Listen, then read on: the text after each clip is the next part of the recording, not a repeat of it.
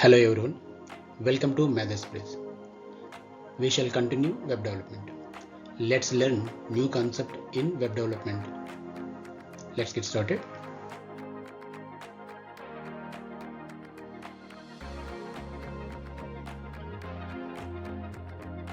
Folks, please do visit us at our YouTube channel Mathsbridge.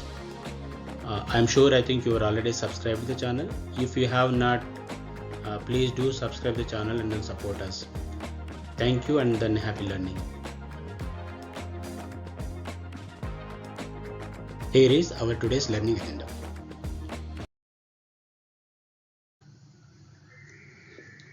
Part of the web development, we have seen that we have a front-end development, we have a back-end development. Front-end development is what we say is like a user interface layer, right? So visualization layer, presentation layer. The primarily we are using like a HTML for the the front-end page designs. HTML means hypertext markup language. All the web browsers understand this language, right? This is a very simple user-friendly language, using sort of a tags, HTML tags. Okay, HTML is a markup language used to create a structured content on a web page.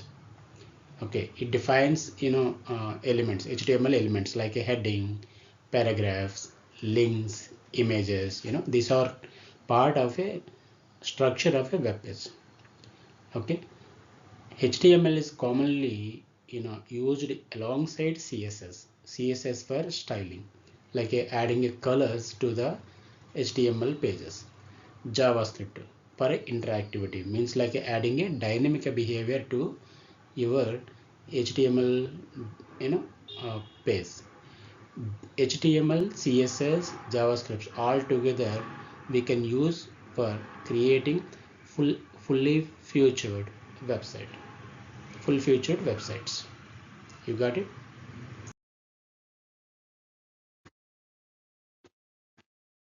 When developing a web pages, one thing that we have to remind me that how you're gonna uh, you know maintain the folder structure in your file system, right? So typically any website you see, you can just visit some of the websites from the Google and then figure that out, like what is the basic requirement of your web pages.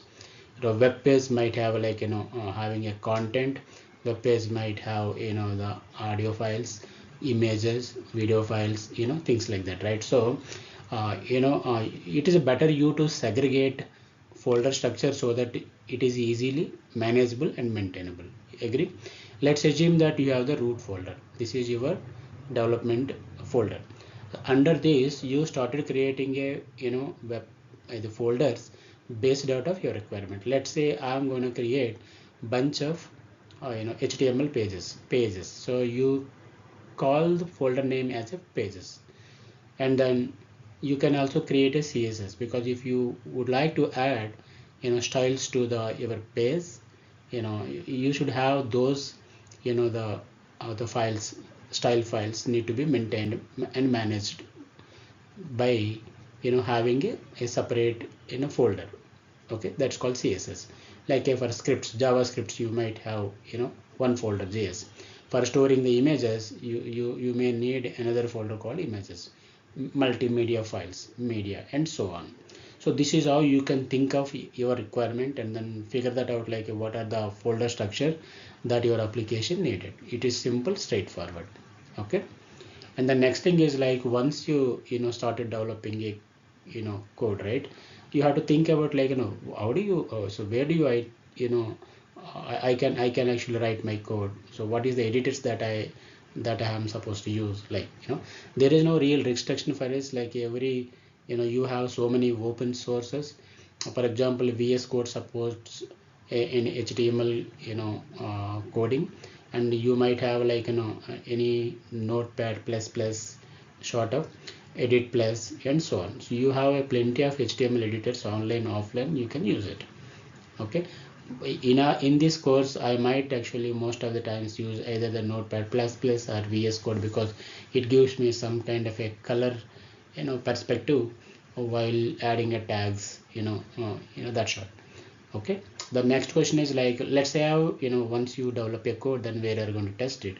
Any web browser that you have, in your personal laptop, you still can use for your development, and test it. So we will see something in today's as well.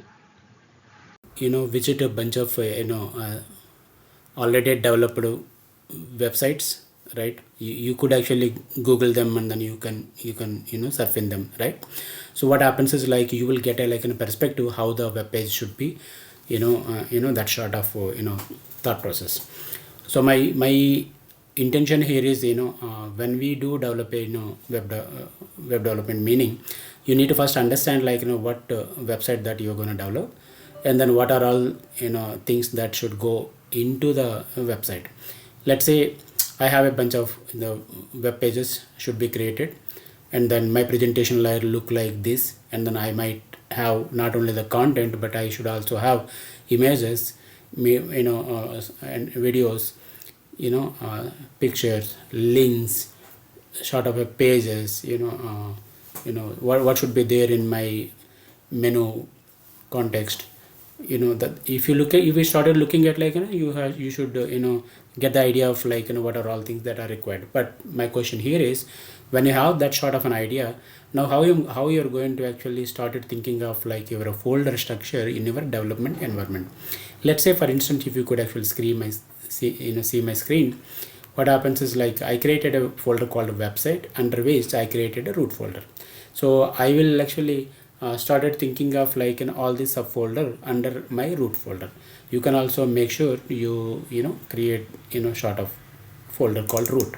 Under root, like I said, right, I may need a folder called pages, folder named media, folder named JavaScript, folder named images, folder named CSS for the styles. Likewise, I can create a what are the folders that you would think of for your website, and then it can keep grow based out of your development progression. Okay, so let me now get into the pages. What do you think, like what I might have in my pages folder contains my HTML pages. All right, so I created a 3 sample pages in this case, but this is for only the demo purpose. I'm going to actually show you the two perspective using these files. All right, what I would thought of doing is I will try to see the content of the file using editor. Like I said, I can use VS Code, or I can use Notepad Plus. Assuming that I'm using like a Notepad Plus, so I just dragged the file into my Notepad Plus, and then I could see now my content of the file. Got it? So you see nicely that there is a colored display, because text got recognized on its own with the different colors. It is more readability, isn't it? That's why I would prefer like a Notepad plus, which is like freely downloadable from the Google, and then you can install and you can start using. If not, okay, this is a one way that I would actually prefer to use as an HTML editor, Notepad plus. The other part that I would what I would thinking of using like VS Code. So you can see my other installation videos where I have VS Code setup video as well. Feel free to actually visit if you have not done it. Okay, so in this context I'm using like in a VS Code. So the only advantage compared to the previous editor to my VS Code editor, I could actually see my file system navigation within the editor by itself. Like let's look at now, my main folder is called website, under which I have a root. Under root I have created like a CSS, images, JavaScript, medias, and pages. Under pages, if you look at now, I have these sample pages. Let me click on my sample page 1, right? So nicely I could see my text with the color. So everything remains sort of the same, but I can see my folder structure as well as the file structure at the same time using VS Code, within VS Code. Got it? That's like a kind of an advantage. Okay, now let's look at like how I'm going to test this one, right? In order to test this, you have to have a web browser. Agree? So what I would do, right? Since I have this page, what I would do, like I will just double click this page. Do you see now? This is kind of like the way that I think you can test your development code. So all the HTML pages can be viewed through your web browser, and then this is how it is.